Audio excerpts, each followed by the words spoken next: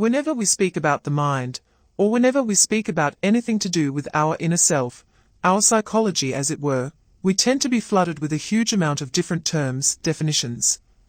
and ideas about what this inner self should look like, be like, feel like. As I have said in the past, such terms can be helpful, in that they can allow us to navigate through waters where we have not previously been. In other words, the map of the territory is sometimes a very handy thing indeed, in that it can allow us to get to a certain destination. But, as Alfred Korzybski once said, the map is not the territory. The map that you are using to travel through to find your way, or to understand something, is not the actual territory that you are now living. These maps lie to you. What this means in relation to inner work of all kinds, and specifically while working on the techniques that I discuss in my books on inner alchemy, is that even though these maps that we create are often helpful to some degree, in the beginning, it is nonetheless very important that we understand that the map is not the territory, and that we must always strive to ultimately throw away that map, once we have become comfortable with projections into our inner self, as is the case with inner work, because if we fail to do so, our own creation of maps and barriers will keep us from projections, from actual movements of consciousness and self, into the farthest reaches,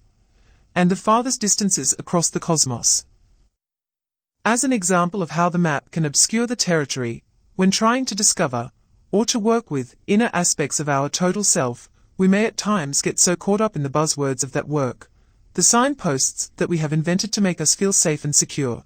that we may be stopped cold by the need to study and define these terms, as opposed to actually doing any practical work. In the case of inner alchemy, terms such as subconscious, conscious, and unconscious can have us trying to define what these concepts, these words, mean, instead of actually doing anything practical, instead of actually looking within, in other words, projecting into our psyche. And indeed the very nature of this defining and redefining can create barriers that are not really there, and as is the case in these modern times, they can create whole scientific branches devoted to this study of definition, as opposed to using such precious time and effort to actually doing something.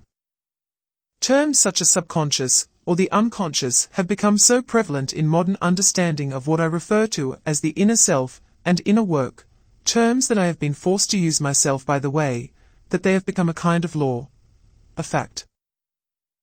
The subconscious is real, they say, those that have set the rules of the land, the academia of the modern world, they have said that it is so, and enough believe them, so it is so. But, whether it is a term like subconscious, or another like the term inner work for example, these words are just that, words, inventions, agreed upon metaphors, to try to map out different aspects of self. Unfortunately, these many and seemingly ever-growing schema of terms have become more than just a map for many, as I have said, and they have indeed become the territory. People now accept a thing like the subconscious as being a fact, an actual thing, a line and an actual object, somehow created and encrusted up there in your mind, and they have forgotten, or perhaps never knew, that this is only a map of a thing, and the map should never be confused with the actual territory, the actual thing itself. In writing my book, The Way of the Projectionist, I had to think long and hard about different terms that I would be using. I was aware of the fact that I would be creating a map, because indeed in order to communicate to others in this three-dimensional world, we must use the boundaries imposed by this world, which is exemplified most vividly by language itself, by the written word that I use to convey my message. Those that have read the book mentioned above will know that I use terms such as the conscious, the unconscious, and the ghost in the machine. I finally did settle on these terms because these to me are an adequate metaphor for the basic boundaries, islands, or walls of the self, as it is understood in modern times. In choosing these terms, I was fully cognizant of the fact that they might cause some confusion in certain readers, that might have exacting previous understanding of these terms, but the need for terms was, and is, as I have said, an inevitable curse perhaps, of the need to communicate while in the ordinary world, while in the three-dimensional cube that we all seem to share as a living space at the moment. Terms are helpful but dangerous therefore, and whatever term we use, we must be very cognizant of the fact that these helpful but dangerous terms, these maps, can and often do have the ability to lead us astray if we are not careful. When we say something like subconscious, for example, we tend to quite naturally create an object in our minds.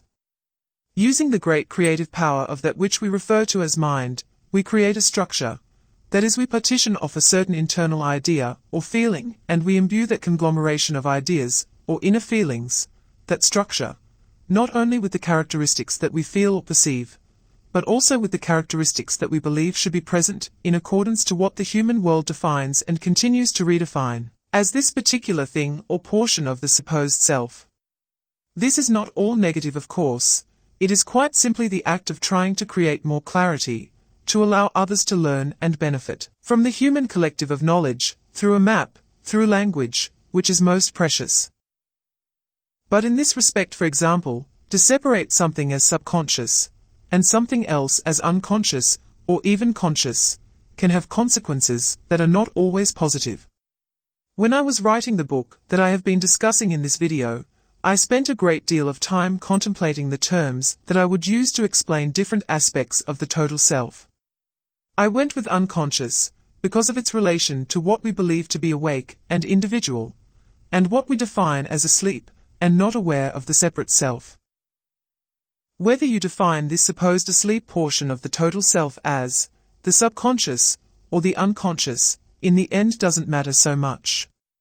What really matters is that it gives you, as a practitioner, a way to use a relatively decent map, not perfect certainly, as no map in the end can be perfect, but a map that can allow you to move into yourself and see the partitions of your total self by yourself. As you will discover, when you project in a way that is termed inwardly, using the techniques described in this book, the separations between the individual ghost and the unconscious, or the subconscious if you like, are not crystal clear. There is no boundary line to speak of, and for all intents and purposes one could say that there are no real separations between all aspects of the complete individuality. Now this sounds like a contradiction, and that is the way of alchemy and sorcery fundamentally, and the challenge of the adept is to find a fine balance between the boundaries created by the individual and the great expanse that is the total self, and then the complete individuality. Terms don't matter, in other words, they are just a map that I hope will help you in your journeys, in your projections, but ultimately you will have to discover your own boundary lines, and the boundary lines imposed upon you, the many cubes, of the world at large. In the end, and in the best of ways, this means that ultimately you will have to go and see, you will have to do. The map gets you in, but as soon as it is possible for you, you must throw that map away, you must start to create your own map, your own logos, as I again describe in the book mentioned. And your map may be similar to mine or to the one most favored by the current ruling, the rulers, the rule makers, of these modern times, or it may be a completely different kind of map, a new kind of beast as it were. But whatever the case, this will force you to ultimately create your own schema, your own logos, as I have said, your own map. But no matter how much you may like this map that you have worked so long to create, you must never forget that the map is never the actual thing. The map is not the territory, there are no boundaries to the self.